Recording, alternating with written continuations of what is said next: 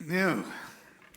Our parsha this week is Shalach. The first verse, Shalach lecha, you shall send out. God tells Moses to tell the Israelites as they come to the border of the land of Canaan to send scouts or spies into that promised land.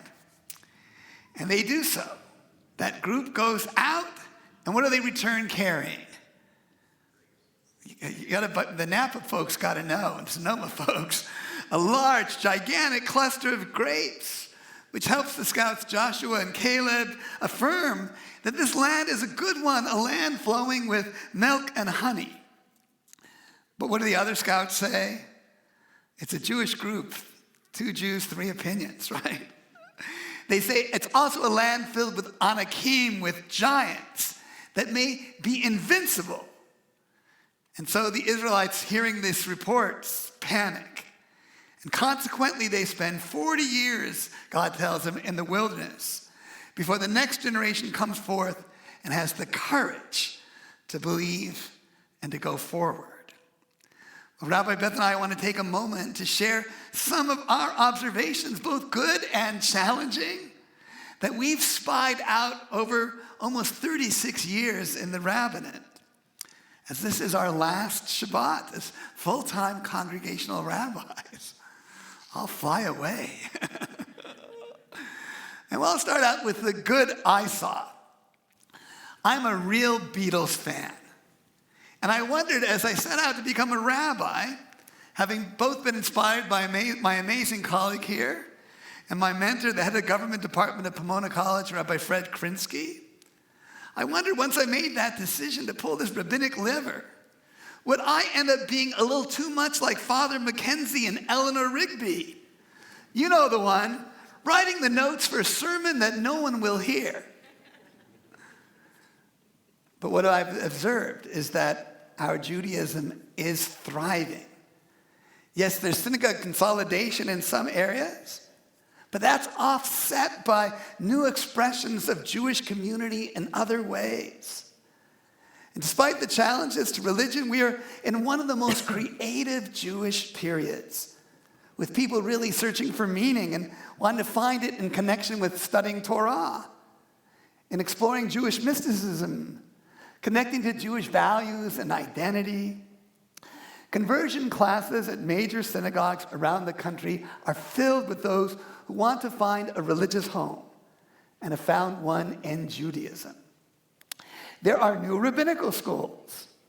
There are even Orthodox women rabbis called Maharat. When I started out, I said there'll be Orthodox rabbis, women rabbis by the end of my career, and the first thing the Orthodox woman rabbi will say to me is, Jonathan, you're no rabbi.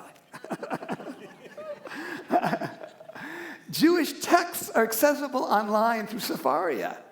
Queer Talmud, here which is Pride Shabbat, has opened pathways to Jewish identity to so many Jews searching and wanting to be welcomed. There are Jews of color initiatives and rabbinic voices getting national audiences beyond our community, like Rabbi Sharon Browns, Rabbi Angela Guptal, Rabbi David Wolpe, among others. And people are showing up here at Emanu-El in greater numbers. Our young adult program is bustling. And there are more Jews and non-Jews connecting with our community in so many ways. And so we're hopeful. Jonathan and I have been scouting the Jewish landscape our entire professional lives. And we both agree that even in spite of rising anti-Semitism, in spite of rising anti-Zionism, this continues to be a golden age of Jewish creative growth. But I've seen a concerning challenge that all of us must address. When Jonathan and I were rabbinical students in Cincinnati, Ohio, in 1983, Hebrew Union College, aka HUC, the Reform Seminary, was still graduating large numbers of rabbis, cantors, and educators. The conservative movement and other denominations were also ordaining larger numbers of rabbis. So why do I mention all of this to you now? The reason is that there is a current crisis, a dearth of students studying to be rabbis, cantors, and Jewish communal professional leaders.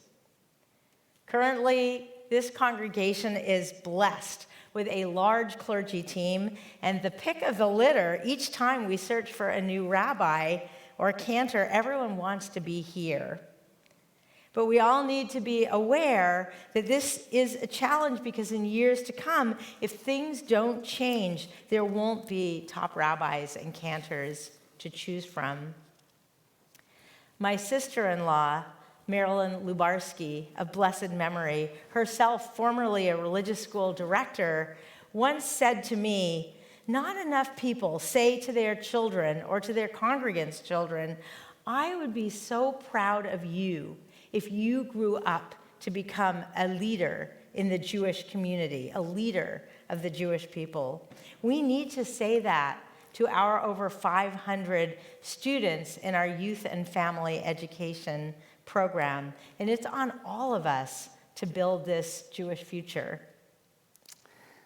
We have seen many challenges. In addition to the dearth of rabbinic students, what happened this past week? Did you see the news of the violence, the protests that broke out into violence in front of the synagogue in Los Angeles? That happened this last week. And we've been pointing out for a while the rise of a new anti-Semitism. And it's not just coming from the extreme right, but also from the extreme left that wants to deny Jews and that wants to deny our Jewish identity and experience, wants to deny nationalism for our people and Zionism and ignore Jewish history, and whose hateful behavior, going back a while now, has not been shut down but been tolerated by others we would expect to support us.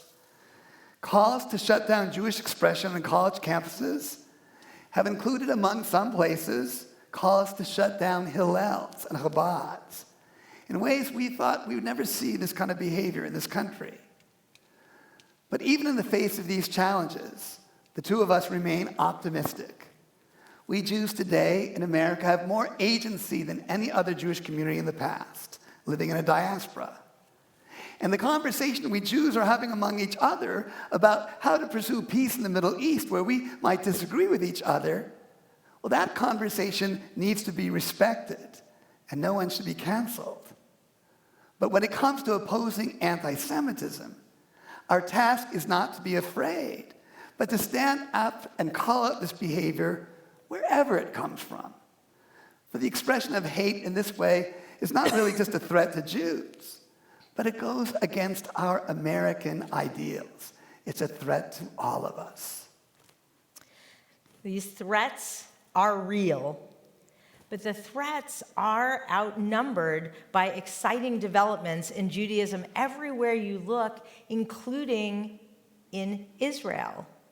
When Jonathan and I started seminary together with a full year in Jerusalem in 1983, we felt so drawn to Israeli culture that we genuinely struggled to decide if we should make our family home here or there. Israel is extraordinary, wonderful, complicated, but with such a tiny smattering of Reform Jewish communities in Israel in the 1980s, there really was no place for us as egalitarian religious leaders.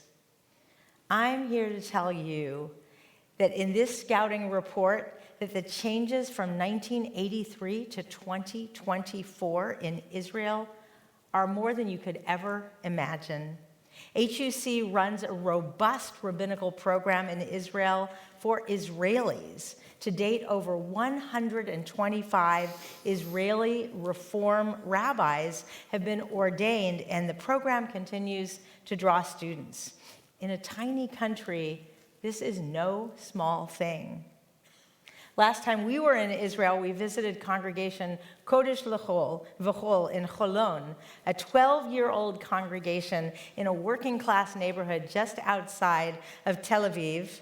The dynamic female Israeli rabbi led a vibrant community that was all native-born Israelis of all different ages. We're now sister congregations with Kodesh V'chol, and you should visit our sister in Israel when it's safe to do so. Israeli human rights leader Anat Hoffman likes to say, Yesh yoter miderech echad lehiyot Yehudi. There's more than one way to be a Jew. Anat and now Orly Erez Lakovsky fight every day so that Orthodox rights will be protected, but also the rights of conservative and Reform Jews, and so will the rights of women, and so will the rights of non-Jews. In 2021, Rabbi Shira Mervis of Efrat became the first Orthodox woman to lead a congregation in Israel. Orthodox Israeli male rabbis continue to train Orthodox women to be rabbis in Israel. In 1983, we could not have imagined any of this. So let's widen our imagination and keep moving forward. We will always fight anti-Semitism. We will embrace this golden age of Judaism. We will speak up for Israel's right to exist, for Israel to be a place for all Jews and all people, for a peaceful Palestinian state. We will face our challenges, including hatred on the left and on the right, including the critical shortage of the next generation of Jewish leaders. This congregation, Emanu-El, has been at the forefront of the challenges and at the forefront of creative development. Like Joshua and Caleb in this week's parashah, let us all move forward together into this promised land of a strong and everlasting Judaism. Ken Yehi Ratzon. So may it be. Amen. Amen. Amen.